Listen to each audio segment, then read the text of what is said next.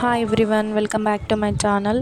నా ఛానల్ని కొత్తగా ఎవరైతే చూస్తున్నారో please like, share and subscribe and more videos కోసం ఛానల్ని ఫాలో అవ్వండి. అండ్ ఈ వీడియో వచ్చేసి ఎగ్ ఫ్రైని సింపుల్గా ఎలా చేసుకోవాలో చూపించబోతున్నాను. దట్టు ఎవరైతే వంట రాని వాళ్ళు ఉంటారో వాళ్ళ కోసం మాత్రమే ఈ వీడియో.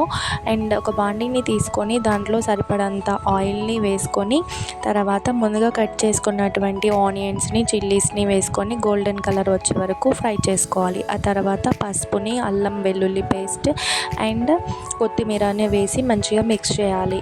ఇవన్నీ వేసిన తర్వాత కొంచెం గోలాలి అన్నమాట.